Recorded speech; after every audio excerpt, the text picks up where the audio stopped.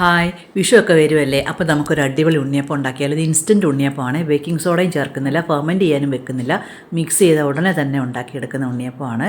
അതുപോലെ തന്നെ പാളയംകുടം പഴത്തിന് വരെ ഞാനൊരു ഏത്തപ്പഴമാണ് ഇതിൽ യൂസ് ചെയ്തിരിക്കുന്നത് കേട്ടോ. അതിന് നല്ല പ്രത്യേക സ്വാദാണ് ഏത്തപ്പഴം ഉപയോഗിച്ചിട്ട് നെയ്യിലുണ്ടാക്കുന്ന ഈ ഉണ്ണിയപ്പത്തിന്.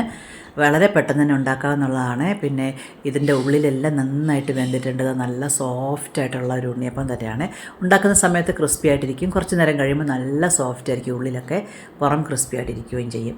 അപ്പോൾ അതിന് വേണ്ടിയിട്ട് ഞാൻ സ്റ്റാൻഡേർഡ് മെഷറിംഗ് കപ്പിൽ 1 കപ്പ് പച്ചരിയാണ് വെള്ളത്തിലിട്ട് വെച്ചിരിക്കുന്നത്. ഒരു 3 മണിക്കൂറോളം വെള്ളത്തിൽ കുതിർക്കാൻ വെക്കണേ. കഴുകിയതിന് ശേഷം കുതിർക്കാൻ വെക്കാൻ മതി കേട്ടോ.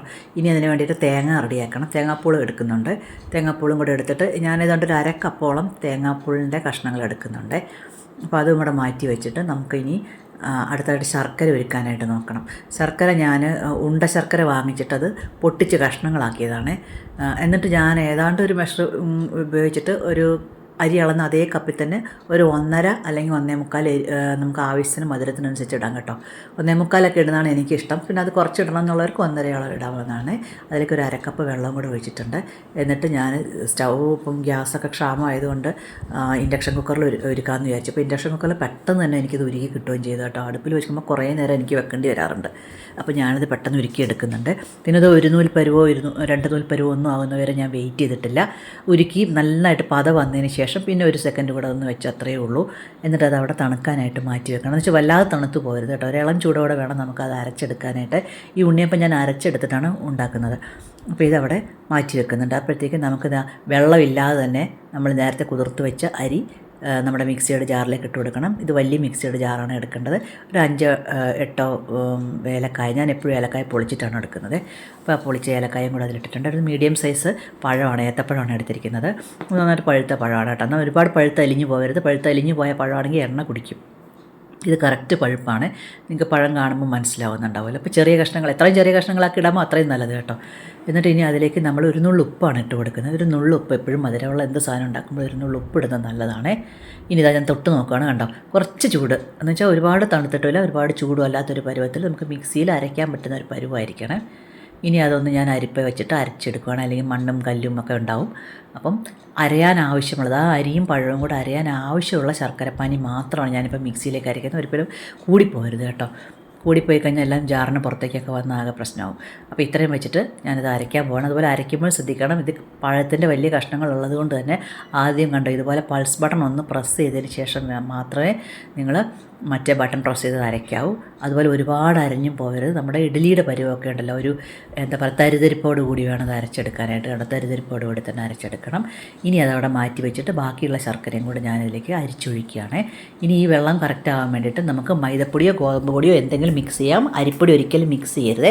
അരിപ്പൊടി മിക്സ് ചെയ്ത് കഴിഞ്ഞാൽ നമ്മുടെ ഉണ്ണിയപ്പം കട്ടിയായി പോകും, സോഫ്റ്റ്നെസ് ഉണ്ടാവില്ല. അപ്പം ഈ ഗോതമ്പ് പൊടിയോ മൈദപ്പൊടിയോ ചേർക്കുന്നത് തന്നെയാണ് ഇത് സോഫ്റ്റ് ആക്കാനുള്ള ടെക്നിക്ക് കേട്ടോ. പിന്നെ ഇതുപോലെ ഒരുമിച്ച് നിങ്ങൾ തട്ടിയിടണ്ട കേട്ടോ. ഞാനിത് കുറേ 25 വർഷത്തിന് മേലെ ഇതേ റെസിപ്പി ഉണ്ടാക്കുന്നതുകൊണ്ട് തന്നെ എനിക്കത് നല്ല കണക്ക് അറിയുന്നതുകൊണ്ടാണ്. നിങ്ങൾ കുറേശ്ശെ തട്ടിയിട്ടിട്ട് മിക്സ് ചെയ്ത് ഇതുപോലെ എടുക്കണം. ഒരു ദോശമാവിൻ്റെ പരുവത്തിലൊക്കെ ആകുമ്പോൾ എടുക്കണം കേട്ടോ, മതിയാക്കണേ. പിന്നെ ഒരുപാട് കട്ടിയായി പോകരുത്. ഒരുപാട് കട്ടിയായിൽ നമ്മൾ മാവ് ഉണ്ടാക്കി കഴിഞ്ഞാൽ ഉണ്ണിയപ്പവും കട്ടിയായിപ്പോവും. എന്നാൽ ഒരുപാട് ലൂസാക്കി ഉണ്ടാക്കി കഴിഞ്ഞാൽ ഒരുപാട് എണ്ണയും കുടിക്കും. അപ്പോൾ അതുകൊണ്ട് ഏതാണ്ട് ഇതേ ഒരു പരുവാകുമ്പോൾ നിങ്ങൾ മിക്സിങ് നിർത്തിയാൽ മതി കേട്ടോ. പിന്നെ ഫോർക്ക് കൊണ്ടോ ഇതൊക്കെ മിക്സ് ചെയ്യുന്നതായിരിക്കും നല്ലത്, വിസ്ക് കൊണ്ടോ ഒക്കെ മിക്സ് ചെയ്യുന്നതായിരിക്കും നല്ലത്. അപ്പോൾ ഒരു 1/2 കപ്പ് തേങ്ങാക്കൊത്ത് ഇട്ട് കൊടുത്തു. പിന്നെ കറുത്ത എള്ളാണ്. എള്ളിൻ്റെ ടേസ്റ്റ് ഇഷ്ടമുള്ളവർക്ക് കൂടുതൽ ഇടാവുന്നതാണ്. ഞാനൊരു ടേബിൾ സ്പൂണോളം ഇട്ട് കൊടുത്തിട്ടുണ്ട്. ഇനി നന്നായിട്ട് മിക്സ് ചെയ്യാം. ചിലരിതിൽ പഞ്ചസാരയൊക്കെ ഇടാറുണ്ട്, ഞാനതൊന്നും ചേർക്കാറില്ല കേട്ടോ. ഇഷ്ടമുള്ളവർക്ക് വേണമെങ്കിൽ ഇടാവുന്നതാണ്. ഇത്രയേ ഉള്ളൂ. മിക്സിംഗ് ഒക്കെ കഴിഞ്ഞാൽ ഉടനെ തന്നെ നമ്മൾ പാൻ അടുപ്പത്ത് വെച്ച് ഉണ്ടാക്കാൻ തുടങ്ങുകയാണ്. ഫെർമെൻറ്റ് ചെയ്യാനും വെക്കുന്നില്ല, ബേക്കിംഗ് സോഡ ഇടുന്നില്ല കേട്ടോ. അപ്പോൾ പാൻ അങ്ങോട്ട് വെക്കുകയാണ്. എൻ്റെ കയ്യിലുള്ളതൊരു 25 കൊല്ലത്തിന് മേലെയായിട്ടുള്ള ഒരു ഹിറ്റാലിയൻ പാനാണ് കേട്ടോ. ഇതുപോലൊരു നല്ല പാൻ എനിക്കിപ്പോൾ കിട്ടുന്നില്ല വാങ്ങിക്കാനായിട്ട്. അപ്പോൾ ഞാൻ അതിലേക്ക് കുറച്ച് നെയ്യാണ് ഒഴിക്കുന്നത്. നെയ്യ് ഒഴിച്ചുണ്ടാക്കുമ്പോൾ പ്രത്യേക സ്വാദാണ് നമ്മുടെ ഉണ്ണിയപ്പത്തിന്. അപ്പോൾ ആദ്യം നെയ്യ് ഒഴിച്ച്, ഫുള്ള് നെയ്യിൽ ഉണ്ടാക്കണമെന്നില്ല, ഒരു കുഴിയിലൊക്കെ ഒരു 1/4 ഭാഗത്തോളം ഒഴിച്ച് ബാക്കി വെളിച്ചെണ്ണയാണ് ഒഴിക്കുന്നത്. വെളിച്ചെണ്ണ ഒഴിക്കുമ്പോൾ ശ്രദ്ധിക്കണം, കുഴി നിറഞ്ഞൊഴുകി പോകരുത്. കുഴിയുടെ 1/4 ഭാഗം നിറയാൻ പോകുന്ന രീതിയിൽ മാത്രമേ ഒഴിക്കാവൂ. നിങ്ങളുടെ ഉണ്ണിയപ്പത്തിൻ്റെ പാത്രത്തിൻ്റെ ഹൈറ്റ് അനുസരിച്ച് വളരെ ശ്രദ്ധിച്ച് വേണം അത് ഒഴിക്കാനായിട്ട്. അല്ലെങ്കിൽ ഉണ്ണിയപ്പത്തിൻ്റെ മാവും കൂടെ ഒഴിച്ച് വരുമ്പോൾ പുറത്തേക്ക് തെറിച്ച് വരാൻ ചാൻസ് ഉണ്ട്, എണ്ണ തിളച്ച് തൂവാൻ ചാൻസ് ഉണ്ട്. അപ്പം ഞാനിത് ഇത്തിരി മാവ് ഇട്ട് കൊടുത്തപ്പോൾ അത് പൊങ്ങി വന്നു. അപ്പോൾ കറക്റ്റ് ചൂടായി എന്ന് മനസ്സിലായപ്പോൾ ഞാൻ ഉണ്ണിയപ്പം കോരിയിടാൻ തുടങ്ങി. കോരിയിടുമ്പോൾ നല്ല ഇങ്ങനെ ഒഴുകി വീഴുന്ന രീതിയിൽ വേണം വരാനായിട്ട് മാവ്. അതാണ് അതിൻ്റെ കറക്റ്റ് ടെക്സ്ചർ കേട്ടോ. കട്ടിയായി പോയിട്ടുണ്ടെങ്കിൽ നിങ്ങൾക്ക് കുറച്ച് ശർക്കരപ്പാനി ബാക്കിയുണ്ടെങ്കിൽ ചേർക്കാം, അല്ലെങ്കിൽ വെറും വെള്ളം ചേർത്ത് കൊടുത്താലും മതി. അപ്പോൾ അത് എല്ലാ കുഴിയിലും ഒരു ഹാഫ് ഭാഗത്തോളം മാത്രം നിറയ്ക്കാവൂ. ഒരിക്കലും അതിൽ കൂടുതൽ നിറച്ച് കൊടുക്കരുത്. വെളിച്ചെണ്ണ പുറത്തേക്ക് തിളച്ച് വരാൻ സമ്മതിക്കരുത് കേട്ടോ. അത് ഗ്യാസ് സ്റ്റവ് ആയതുകൊണ്ട് ഭയങ്കര അപകടമാണ്. ആദ്യമായിട്ട് ഉണ്ടാക്കുന്നവരോടാണ് ഞാനീ പറയുന്നത് കേട്ടോ. ഉണ്ടാക്കി പഴകിയവർക്ക് ഇതൊക്കെ അറിയുന്ന കാര്യങ്ങളാണ്. അപ്പം മുകൾ ഭാഗം നന്നായിട്ട് ആ പച്ചമാവൊക്കെ വെന്ത് കഴിഞ്ഞപ്പോൾ ജസ്റ്റ് ഒന്ന് മറിച്ചിട്ടു കേട്ടോ. ഒട്ടും തന്നെ ഒട്ടിപ്പിടിക്കാതെ മറിച്ചിട്ട് വരുന്നുണ്ട്. അത് എന്തുകൊണ്ടാണെന്ന് വെച്ച് കഴിഞ്ഞാൽ ഈ മാവിൻ്റെ ടെക്സ്ചർ കറക്റ്റ് ആയതുകൊണ്ടാണ് കേട്ടോ. വെള്ളം കൂടിപ്പോയിട്ടുണ്ടെങ്കിൽ ഒട്ടിപ്പോവും. അപ്പം ഇത് കറക്റ്റാണെന്നാണ് മനസ്സിലാവും. അപ്പോൾ തിരിച്ചും മറിച്ചു വിട്ടിട്ട് ഒന്ന് നന്നായിട്ട് മുരിച്ചെടുക്കണം. ഒരുപാട് കരിഞ്ഞു പോകാൻ ശ്രദ്ധിക്കണം. പക്ഷേ ഇത് ഞാൻ മീഡിയം ഫ്ലെയിമിലാണ് വെച്ചിരിക്കുന്നത്. ഗ്യാസ് സ്റ്റൗവിൻ്റെ വലിയ ബർണറിൽ തന്നെ, പക്ഷേ മീഡിയം ഫ്ലെയിമിലാക്കിയിട്ടാണ് വെച്ചിരിക്കുന്നത് കേട്ടോ. അല്ലാന്നുണ്ടെങ്കിൽ ചെറിയ ബർണറിൽ വെച്ച എണ്ണ കുടിക്കും. അപ്പോൾ വലിയ ബർണറിൽ മീഡിയം ഫ്ലെയിമിലാക്കി വെക്കുക. അതായത് മതി. ഇനി കുത്തിയെടുക്കുന്ന സമയത്ത് തീ ഏറ്റവും കുറച്ച് വെക്കുന്നതാണ് സേഫ്. ഇനി ഇതാ കുത്തിയെടുത്തിട്ടുണ്ട്. നിങ്ങൾക്ക് ഇതുപോലെ കുത്തിയെടുക്കാൻ അറിയില്ല എന്നുണ്ടെങ്കിൽ അതിൽ മുതിരരുത് കേട്ടോ. കാരണം ഇത് കുറച്ച് റിസ്ക്കി ആയിട്ടുള്ളതാണ്. പ്രസ് ചെയ്യുമ്പോൾ പ്രഷർ കൂടിപ്പോയ പാനോടെ മറിയാൻ ചാൻസ് ഉണ്ട്. അപ്പോൾ നിങ്ങൾ വേറെ രീതിയിലാണ് കുത്തിയെടുക്കുന്നതെങ്കിൽ അതങ്ങനെ ചെയ്യാവുന്നതാണ്. ഇതാണ് എനിക്ക് എളുപ്പം. പപ്പടക്കമ്പി വെച്ച് ഞാൻ കുത്തിയെടുക്കാറുണ്ട്.